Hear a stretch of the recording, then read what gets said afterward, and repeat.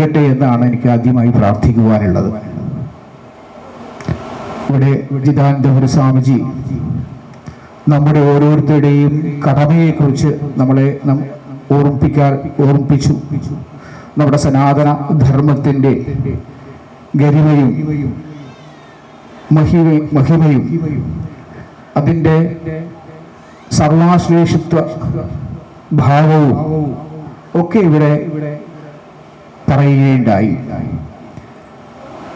ഈ സമയത്ത് ഉപനിഷത്തിലെ ഒരു ശാന്തി മന്ത്രം നമ്മളൊക്കെ തന്നെ എപ്പോഴും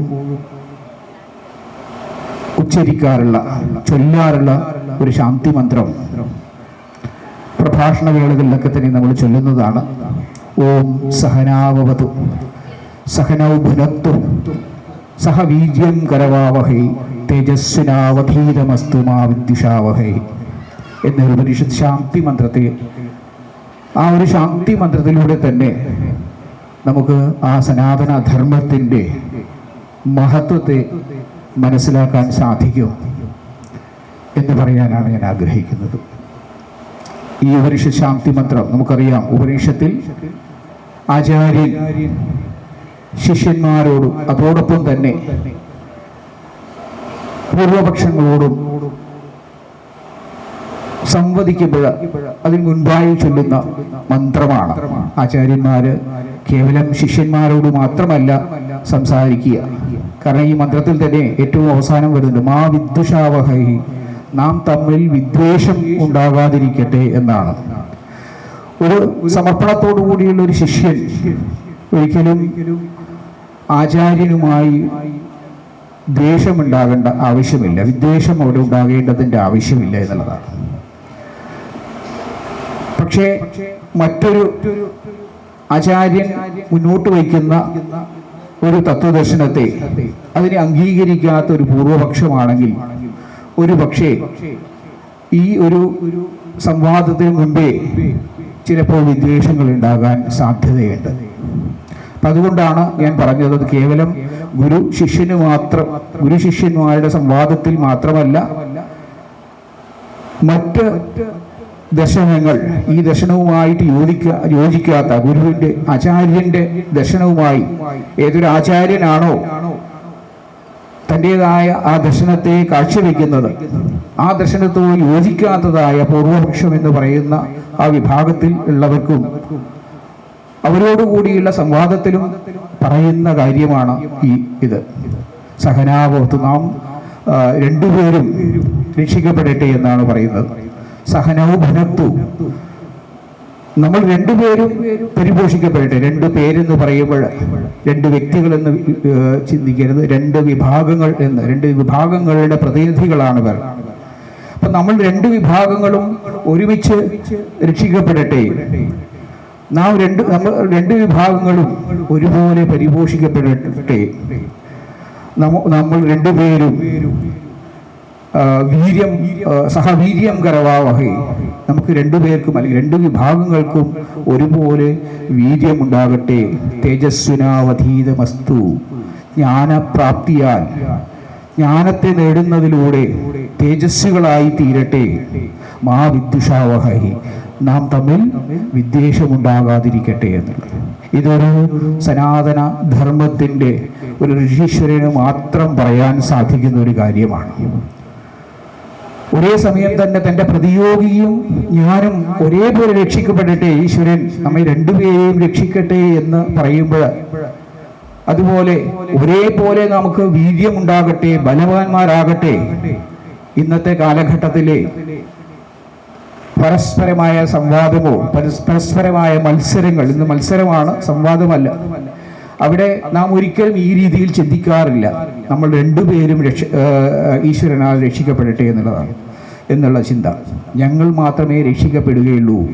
നമ്മുടെ വിശ്വാസത്തിലേക്ക് വന്നാൽ മാത്രമേ നീ രക്ഷ നേടുകയുള്ളൂ. ഈശ്വരൻ അനുഗ്രഹിക്കണമെങ്കിൽ, ഈശ്വരൻ എന്ന് രക്ഷ നേടണമെങ്കിൽ നീ എൻ്റെ വാദത്തെ, എൻ്റെ വിശ്വാസത്തെ സ്വീകരിക്കണമെന്നാണ് ഇന്നത്തെ ഈ ഒരു കാലഘട്ടത്തിലെ പലപ്പോഴുമുള്ള വാദഗതിയിൽ നമുക്ക് കാണുന്നത്. അതുപോലെ തന്നെ സഹവീര്യം, ഒരേപോലെ നമുക്ക് വീര്യമുണ്ടെങ്കിൽ, കാരണം ഇന്ന് പണ്ടത്തെ പോലെ സംവാദങ്ങളിലൂടെയല്ല ഒരു വിശ്വാസത്തിൻ്റെ, ഒരു തത്വശാസ്ത്രത്തിൻ്റെ, ഒരു ദർശനത്തിൻ്റെ മഹത്വം ഇവിടെ തെളിയിക്കപ്പെടുന്നത് എന്നുള്ളതാണ്. സംവാദങ്ങളില്ല എന്നുള്ളതാണ്. മനസ്സ് തുറന്ന സംവാദം. നമ്മുടെ ശങ്കരാചാര്യരുടെ ദിഗ്വിജയയാത്ര നമുക്കറിയാം. ഓരോ സ്ഥലങ്ങളിലും പോയി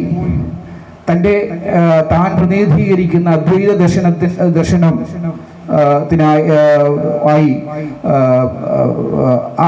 അത് സ്ഥാപിക്കുവാൻ വേണ്ടി മറ്റു ദർശനത്തിന്റെ വക്താക്കളുമായി ഇരുന്ന് സംവാദം നടത്തുമ്പോൾ അന്നത്തെ കാലഘട്ടത്തിൽ ആ സംവാദത്തിൽ തൻ്റെ വാദങ്ങൾ, തൻ്റെ ദർശനങ്ങൾ ഒരിക്കലും അദ്വൈത ദർശനത്തോടൊപ്പം തന്നെ നിൽക്കില്ല, അല്ലെങ്കിൽ അദ്വൈത ദർശനം തന്നെയാണ് ഏറ്റവും അപ്രമാദിത്വം ദർശനമെന്ന് മനസ്സിലാക്കുന്ന മറ്റ് ദർശനങ്ങളുടെ വക്താക്കൾ അവർ ആ ഒരു ദർശനത്തെ, പുതിയ ദർശനത്തെ, നൂതനമായ ആ ദർശനത്തെ സ്വീകരിക്കാൻ തയ്യാറാകുന്നു എന്നുള്ളതാണ്.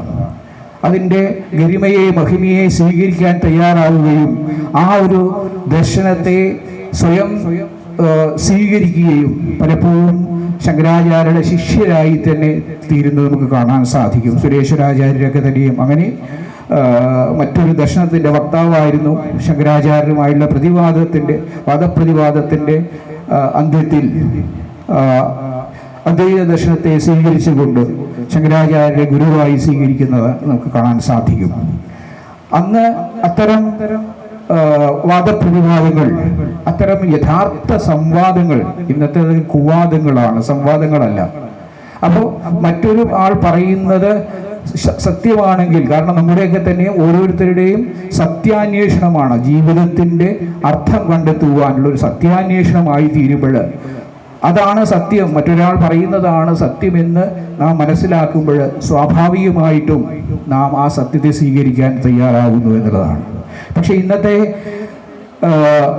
പ്രത്യയശാസ്ത്രങ്ങളെ അല്ലെങ്കിൽ തത്വശാസ്ത്രങ്ങളെ പിൻപറ്റുന്നവർ, അവരെ സംബന്ധിച്ചിടത്തോളം അതൊരു സത്യാന്വേഷണമല്ല. ഈ ഒരു ദർശനം എന്നുള്ളത് കേവല ഭൗതികമായ നിലനിൽപ്പിൻ്റെ, ഭൗതികമായ നേട്ടങ്ങൾക്ക് വേണ്ടി മാത്രമായി ഉപയോഗിക്കപ്പെടുന്ന ഒന്നാണ് ദർശനം എന്ന് പറയുന്നത്.